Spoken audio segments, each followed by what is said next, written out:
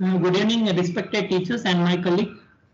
I am presenting a case of 65-year-old male patient, laborer by occupation, resident of Nizamabad, came with the chief complaints of wound over the right leg since 1.5 months. Patient had a history of RTA 1.5 months back and sustained injury to the right lower limb. Patient was referred to our hospital and admitted under the Department of Orthopedics with a diagnosis of grade 3B compound fracture, both bone, for which debridement and bone stabilization was done with exfixation. Following operation, patient was tested COVID positive and was shifted to COVID hospital, and he received conservative treatment there. After that, he was referred back to the plastic surgery department for the wound over the proximal 1/3 of the right leg with exposed tibia. There is no previous history of hypertension, diabetes, tuberculosis or epilepsy. No other previous surgical history. Patient is occasional smoker and drinker. No significant family history. On general examination, vitals are stable. No pallar icterus cyanosis, clubbing, lymphadenopathy or edema is noted. This is the defect. On local examination, on inspection, there is a single wound of size 10 by 8 centimeter noted on the anterior aspect of the proximal 1/3 of right leg. The extent is just from below the knee joint extending 10 centimeter below it and from medial and lateral neutral lines. Edge is sloping. Floor is formed by the exposed tibia bone of size 5 by 2 centimeter in the center, surrounded by granulation tissue. Overlying periosteum is yellow, dull, lusterless. Surrounding skin is pigmented with scarring and edematous.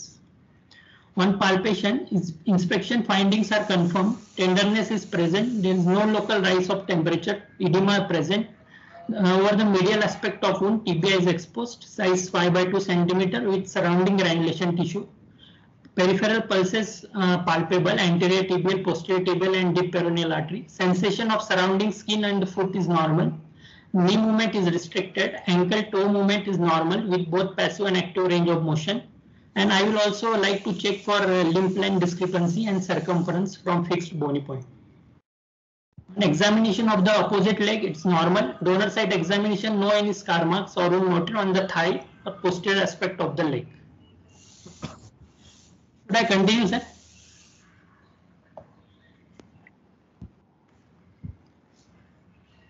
Sir, should I continue? Yes, please. On investigation, I will do X-ray of the right leg, wound swab for culture sensitivity, Doppler to confirm the arterial patency and flow, and followed by surgical workup. My provisional diagnosis is post-traumatic defect over the proximal 1/3 right leg with exposed tibia with exfix in situ. So my planning, first I will prefer a proximally based islanded Surara artery flap.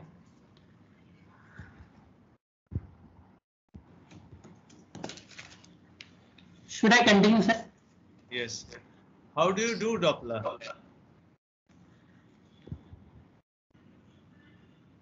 How do you hold the probe of the Doppler?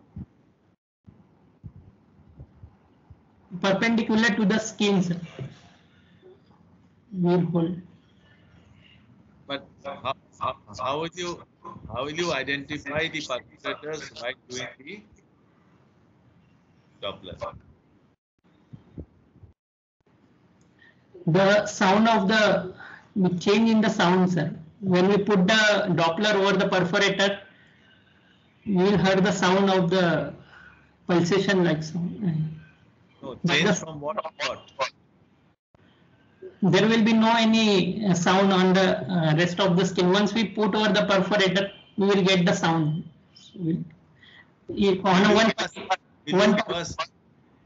Will you first trace the vascular axis and then the perforator? Yes, sir. First vascular axis we will mark, sir. Yes, sir. So suppose it is posterior tibial or anterior tibial or peroneal. So when you hold perpendicular to the skin or you hold it obliquely against the flow of the blood? So we will hold obliquely, sir. Yes, he said perpendicular. No, perpendicular will not give you the idea. Yeah, yes, obliquely along the flow of the flap, flow of the artery we will hold. So obliquely above downwards or downwards above? You will hold it towards the knee obliquely or towards the ankle obliquely? Above downwards. No. Blood is flowing from above downwards. So Okay. your Doppler should be against the resistance of the blood flow. Okay, sir. Okay, sir. Okay. Yes, sir. Then you will be able to identify easily with the Doppler. This is the common mistake done. Yes, sir. Even in the examination, either they hold perpendicular or they hold obliquely in any direction. It is not in any direction. Once the blood is flowing, you try to visualize the blood is flowing from proximal to distal, and if you put the probe against that flow of blood, then that resistance will give you better sound. Yes, You sir. can visualize it better. Okay, sir. Right. So this whole tissue requires a flap cover? Whole No, defect? actually, only the bony part we can cover with a flap, and rest we can skin graft. This is exactly what I showed in my presentation, Yes. that you must divide the wound into two parts. Part. Yes. If need be, not always. Because Yes, sir. somebody may say that for a better aesthetic result, you cover with one tissue, Yes, sir. not graft or one flap. One. Yes. But for technical points, this defect has two parts. One is graftable and one which requires flap. Flap. Yes. Right. This bone is viable. By looking on it doesn't look, because periosteum is lost over the bone. So clean on table we will decide, sir. We'll debride it. How will you decide on table? On table we will debride it, remove the outer cortex with a chisel and osteotome, curved chisel and osteotome, and see till the level of viable bleeding. Do you think chisel and osteotome are similar instrument? Sorry, hammer and chisel, sir. Hammer and chisel. Okay, when will you stop? Sir, viable bleeding will indicate us that we have reached a healthy bone by that. Okay. Okay. Then Once we have reached a healthy bone, then we will plan our flaps. So my first choice for this will be proximally based islanded sural artery flaps. the donor site is? Yes, sir. Donor site from calf. Donor site is calf. Yes. So this is the posterior aspect which you are showing. Yes, sir. I have marked it on the posterior aspect. Right.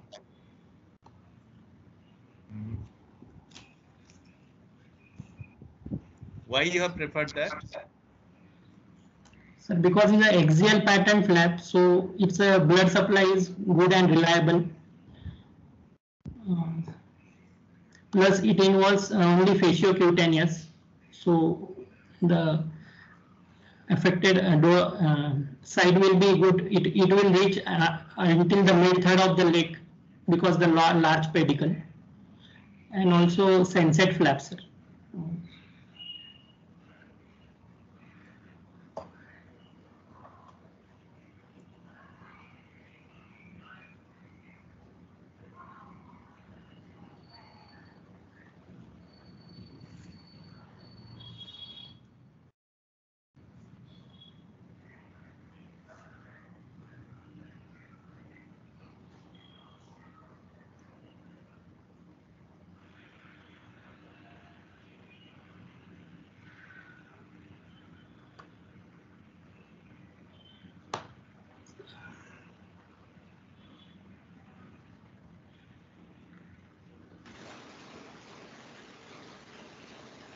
Pankaj, I think again sir's Yes, sir. connection has got Yes. problem, I think. Pankaj is the name of the student. Yes, sir. Yes. Yeah, I am Dr. Nandakumar. Yes, sir. Good evening, sir. Good evening. Why did you prefer a fasciocutaneous flap and not just a skin flap? So fasciocutaneous flap because it will increase the vascularity of the recipient areas. Yeah. Is there any other tissue which is more vascular? Muscle, sir. Which muscle would you like to think about? Yes, in this? gastrocnemius. Why didn't you think about that? Is there any problem of transferring that? Sir, because there is a actually upper part there is a bony defect, sir. So he might require a secondary surgeries in future. So I would like to prefer to give some cutaneous coverage, sir. Okay. What is the blood supply of this flap which you have drawn, this sural artery flap? Where is it coming from? From the sural artery, sir. Sural artery. Did you see the X-ray of this patient? X-ray of the foot? X-ray of the, Yes. fracture? Is there any possibility that there might be any damage to that artery?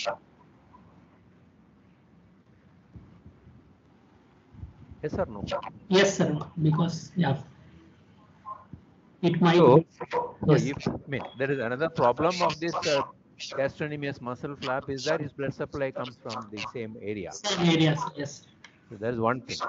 Yes, sir. So the same, if you talk on that line, this sural artery, skin flap also has got the same problem, isn't it? Yes, sir. So,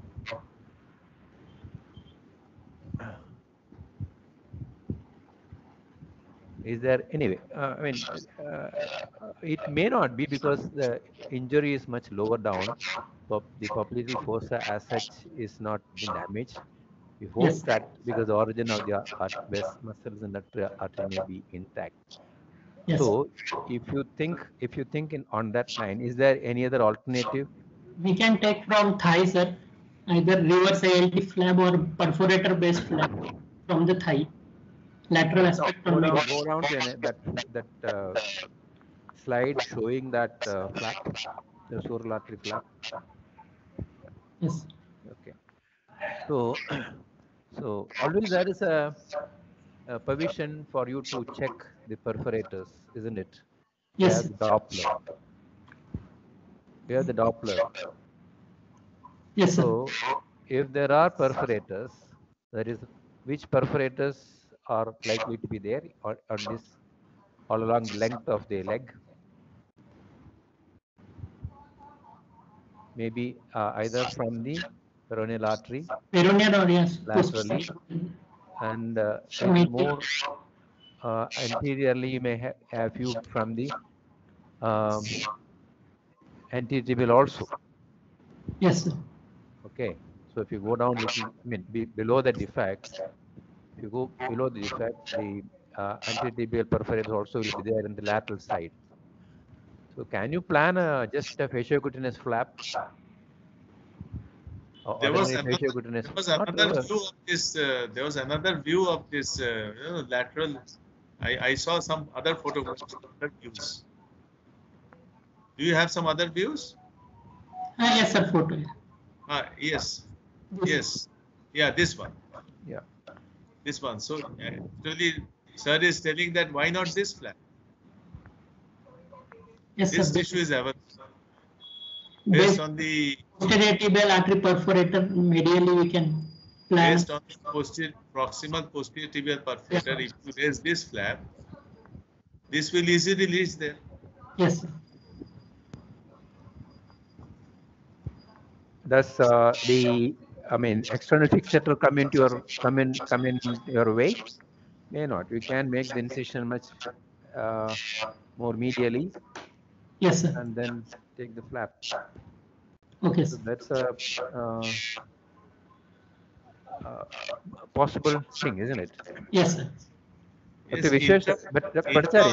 intraoperatively, you can ask the orthopedic surgeon to remove 1 or 2 pins so that you can use this flap, and then later on they place it back.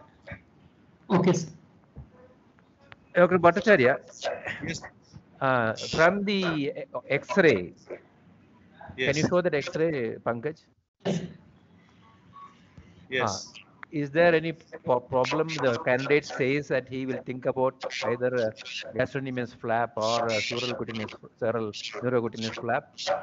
See, I personally do not prefer muscle flap Uh-huh.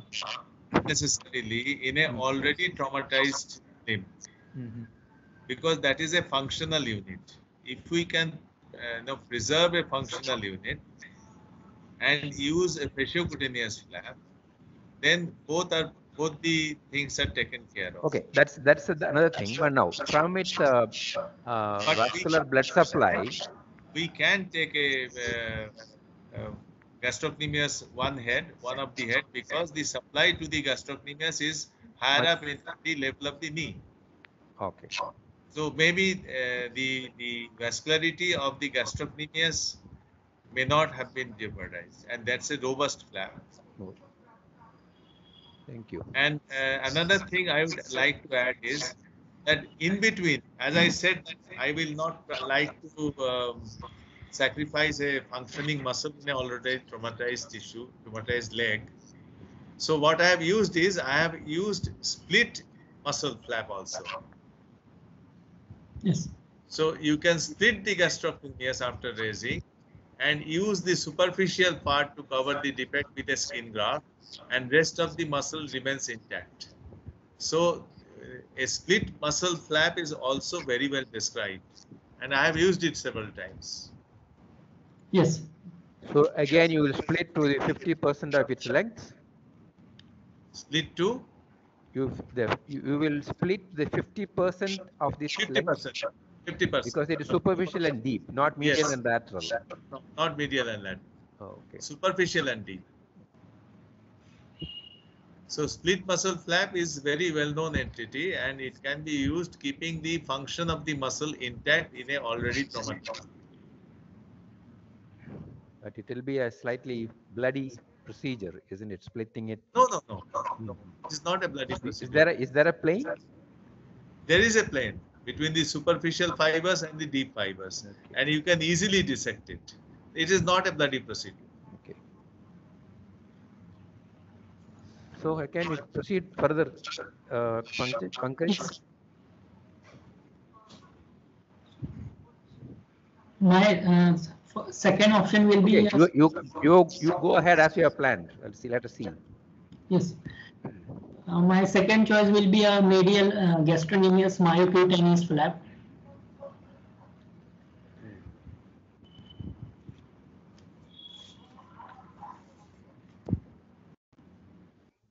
Yes, please. Should I continue, sir? Yes. Only thing is that when you take a myocutaneous flap, Yes, sir. or an anterior tibial defect, it Yes, sir. becomes very bulky. Okay. Sir, just I have one question, sir, because here it seems that some bone loss is there in upper part. So he might require future surgeries. So we should include a skin. So it will be a better, sir. Include Yes, what? correct. You can go through the fasciocutaneous unit also. You can go through the myocutaneous unit also for a future surgery safely. Okay.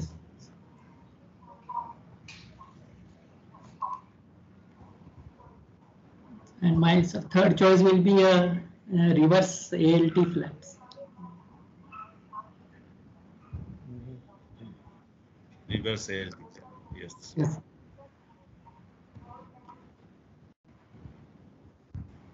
So looking at the defect, you can use the first choice or the superiorly based posterior tibial artery flap also, fasciocutaneous flap also. Both Yes. are feasible. Okay. Sir. When you examine the patient Yes, sir. for leg defects, especially below the knee, as Bhattacharya had said, still there is a place for cross-leg flap. Yes, sir. Some situations you may have to resort to cross-leg flap. So when you examine the patient, what are the things you look for on the patient in general examination of the patient? You have to look for the movement of the hip, both hips, both knees, so that Yes, fine. you will be able to place the legs in a proper position to get a cross leg. Cross leg fly. Yes. Understand? Yes, sir. So when you describe your examination in this thing, so you have to mention that the hips, both hips are mobile or whatever it is, and the knees.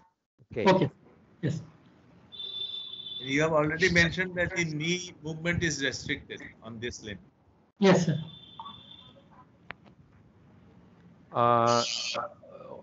Well, you are working in where? Osmania? Yes, sir. Okay. What is your usual procedure? I mean, choice in such cases? So usually either proximally based sural artery or perforator based flap we can find.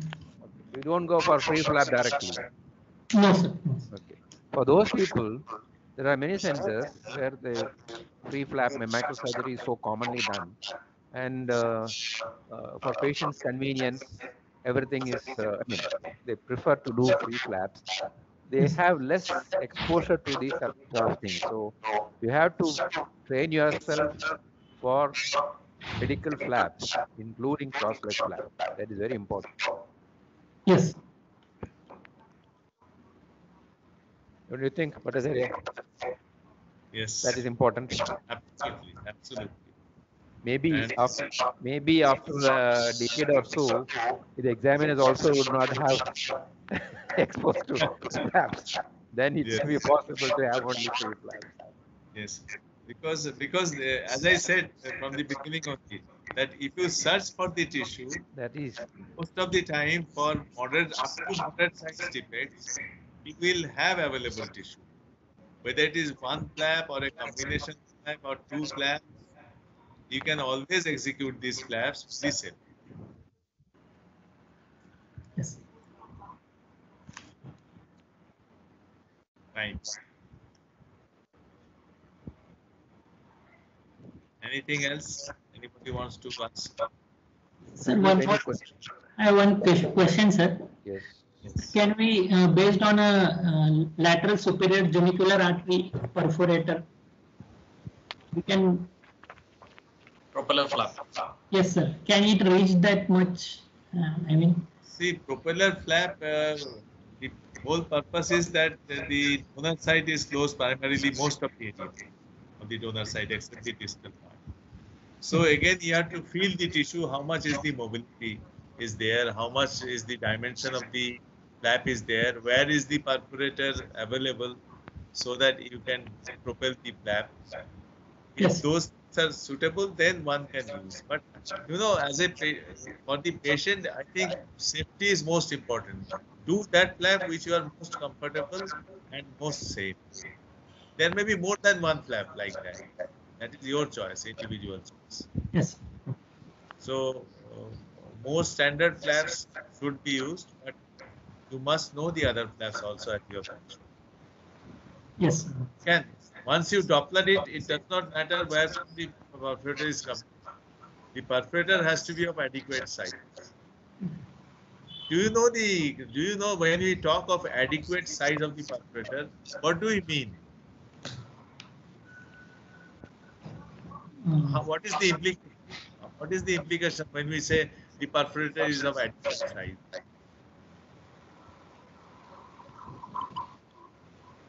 What is the rationality? What is the thought behind it? Sorry, sir.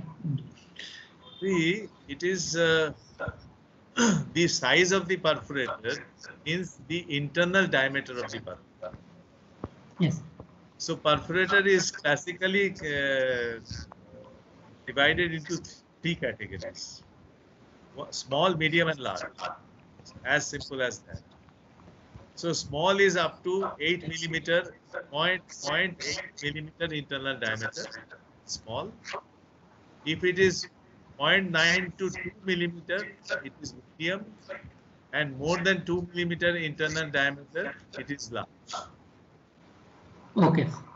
The purpose is that the perfusion pressure is directly proportional to the internal diameter. Larger the internal diameter, larger blood will flow, or more will be the perfusion pressure.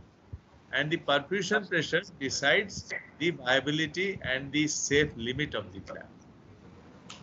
Yeah. So that is why when we do a colored Doppler, we can know the internal diameter. By audio Doppler, we cannot. But by the sound, we can have an idea how Yes. big it is, how prominent it is. So this is the thought behind the choice of the perforator. It does not matter from which trunk it is coming up. Yes.